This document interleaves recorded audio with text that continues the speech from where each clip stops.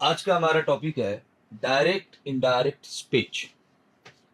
Second language में इसे reported speech भी कहा जाता है, कुछ लोग इसे नरेशन भी कहते हैं। और ये इंग्लिश ग्रामर का एक बहुत ही इंपॉर्टेंट टॉपिक माना जाता है, बहुत ही ज़्यादा इंपॉर्टेंट। मतलब ये कहा जाता है कि without consideration this topic grammar को फुलफिल नहीं माना जाता।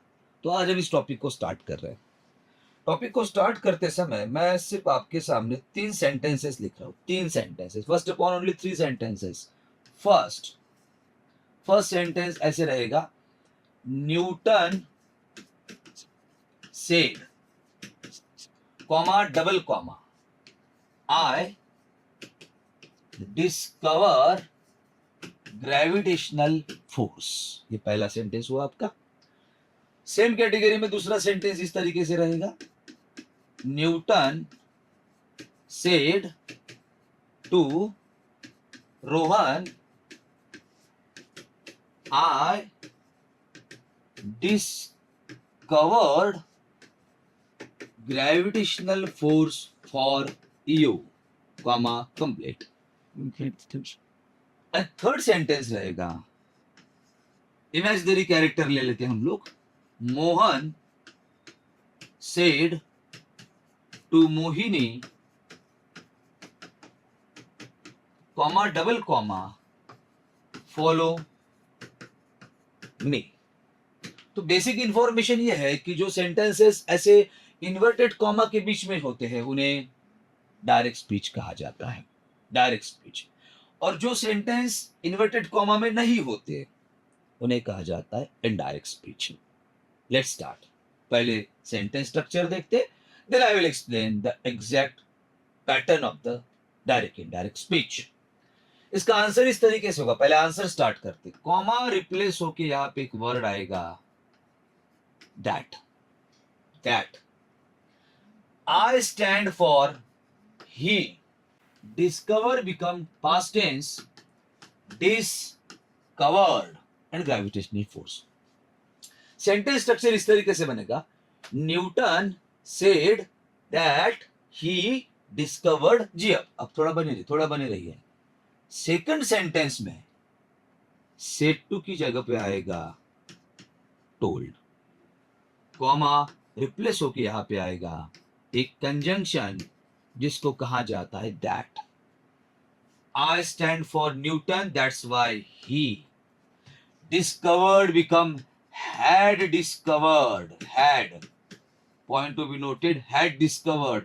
G up for you as it is, you stand for Rohan, it's become him। 2 minute में सोचने वाली बात है। यहां अकेले ही बना, यहां भी ही था, पर यहां से डिस्कवर्ड बना, लेकिन यहां डिस्कवर्ड हैड डिस्कवर्ड बना। यहां इंपॉर्टेंट चीज ये थी कि जब डिस्कवर है, प्रेजेंट टेंस है, V1 है, तो ये V2 में डिस्कवर्ड हो रहा है। और जब डायरेक्ट में डिस्कवर्ड है तो इनडायरेक्ट में हैड डिस्कवर्ड हो। राइट, दैट मीन्स ये टॉपिक पढ़ते समय हमारा पहला पॉइंट रहेगा टेंसेस। मतलब हमें टेंसेस पढ़ने ही पढ़ने हैं। दूसरा, आई बिकम ही और शी एंड एक्सेट्रा एक्सेट्रा। तो सेकंड सेंटेंस रहेगा हमारा प्रोनाउन। अब मैं डायरेक्ट इनडायरेक्ट स्पीच के सबसे इंपॉर्टेंट सेगमेंट की तरफ बढ़ रहा हूं। सबसे इंपॉर्टेंट सेगमेंट क्या, वो देखिए। सेंटेंस इस तरीके से है, Mohan said to Rohan, comma double comma, follow me, comma complete. ये डायरेक्ट स्पीच। अब हमें ले जाना है इसको इनडायरेक्ट स्पीच में। आंसर टैली करते समय आंसर इस तरीके से होगा, सेड टू बिकम टोल्ड। पहले आएगा Mohan told Rohan, comma replace होके होगा to, follow as it is रहेगा, और me stand for Mohan, that's why him. इस एक सेंटेंस में हमें स्टडी करना है कि हमारा जो तीसरा सेगमेंट मैंने आपसे जो इंपॉर्टेंटली बोला था वो क्या है, क्योंकि बाकी सेगमेंट हम जान चुके हैं। तीसरा सेगमेंट देखिए ध्यान से क्या है। इसके पहले के जो हमने सेंटेंसेस देखे थे वहां पे कॉमा रिप्लेस होने के बाद जो कंजंक्शन आता था वो दैट होता था, दैट। लेकिन यहां पे जो कंजंक्शन आया है वो दैट नहीं, टू है, टू। मीन्स सेंटेंस के हिसाब से कंजंक्शंस चेंज होते हैं। इंपरेटिव सेंटेंस है, आज्ञाकारी वाक्य है, तो कंजंक्शंस दैट नहीं, टू रहेगा। मीनवाइल अगर यहां पे मोहन की जगह पे मोहिनी होता तो यहां मी रिप्लेस करके हिम नहीं, यहां हर आता। इसे कहा जाता है प्रोनाउन, सर्वनाम। तो एक बात इस टॉपिक में क्लियर हो गई कि direct indirect speech, reported speech जिन तीन सेगमेंट्स पे चलता है वो तीन सेगमेंट्स इस तरीके से होंगे। पहला टेंस, कार्ड। दूसरा प्रोनाउन। और तीसरा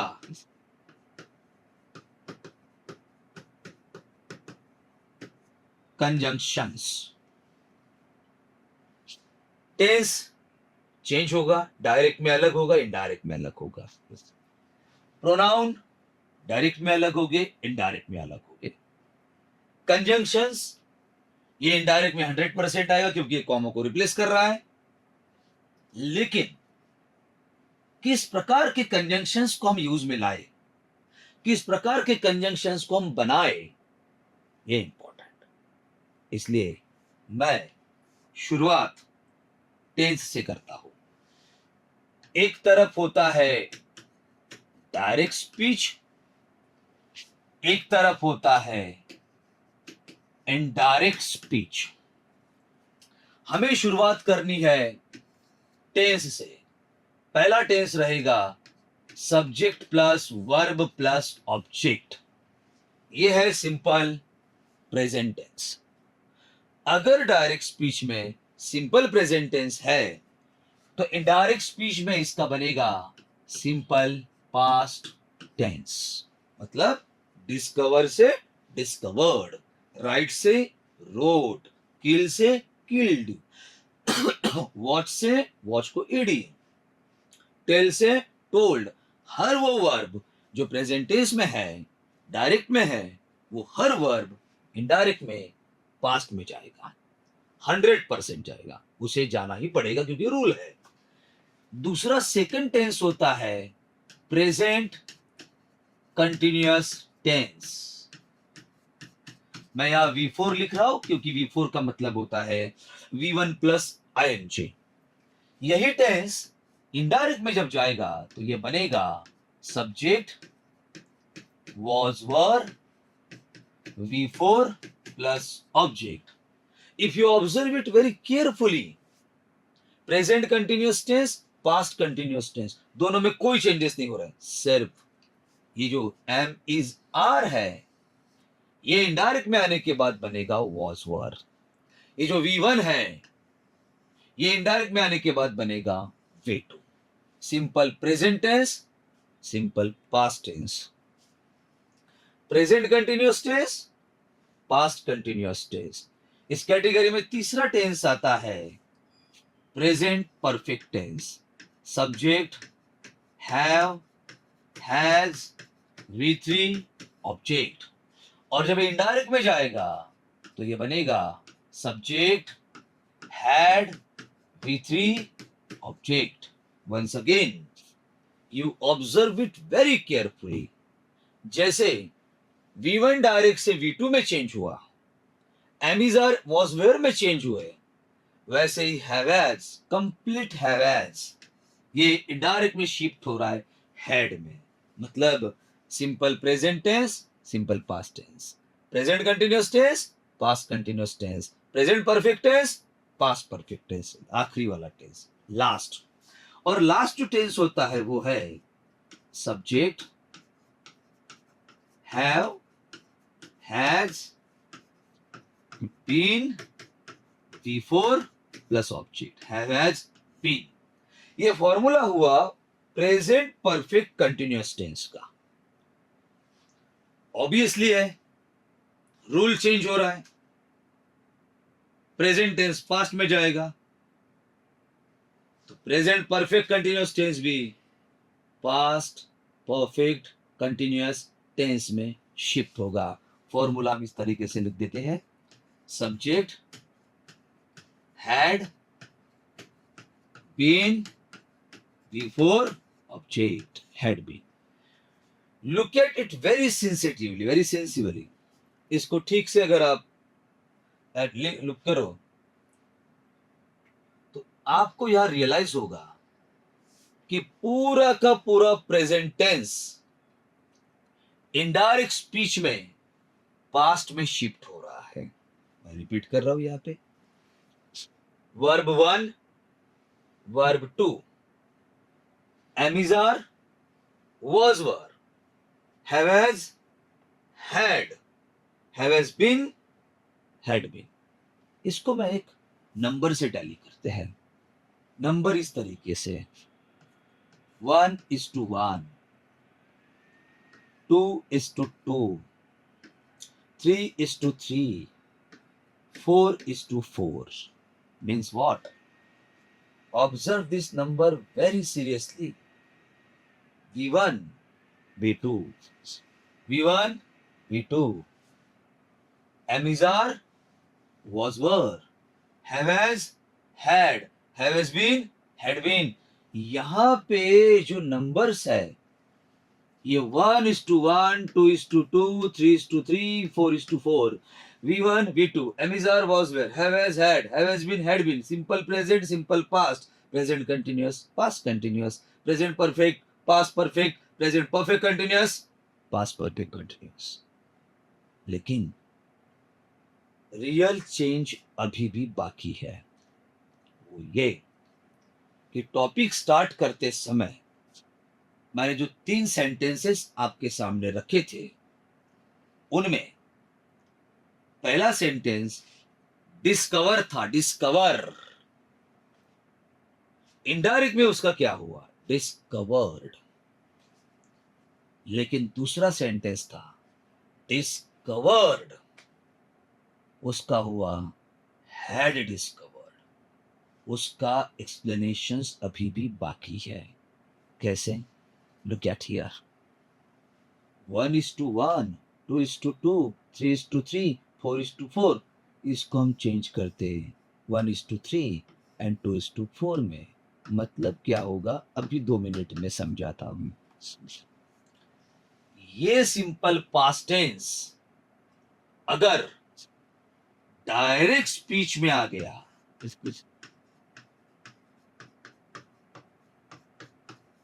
तो इनडायरेक्ट स्पीच में इसका बनेगा, सॉरी, V2, V2। अगर यहां आया तो ये बनेगा हैड V3 ऑब्जेक्ट।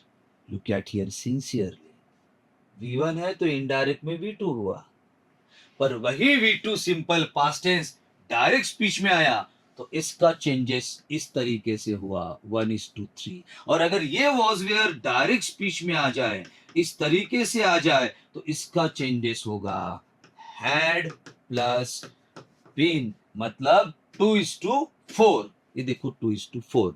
सिंपल सी भाषा में अगर हम इसको टेक्निकलाइज करें, ध्यान से देखिए, V1 direct speech, V2 am, is, are indirect, was, were, have, has indirect, had, have, has, been indirect, had, been। V1, sorry, 1:1, 2:2, 3:3, 4:4. This 1:3 and this 2:4 means ये V2 अगर शिफ्ट होके डायरेक्ट में आ जाए तो इसका चेंजेस हेड प्लस V3 होगा इस तरीके से, और ये वॉजवेयर अगर डायरेक्ट में आ जाए तो इनका इनडायरेक्ट फॉर्मेट बनेगा 2:4 हेड पिन। और ये होते हैं सेंटेंस के स्ट्रक्चर्स। सेंटेंस इसी तरीके से टैगलाइन करता है। डायरेक्ट इनडायरेक्ट में अगर आपको चेंजेस करना हो तो मेन चेंजेस उसके वर्ब में होता है, और वर्ब में जो चेंजेस किया जाता है वो टेंस के अंडर आता है, और इसके लिए रूल्स बनता है टेंस का। मैं वंस अगेन एक बार फिर से ये रूल फिर से बता रहा हूं।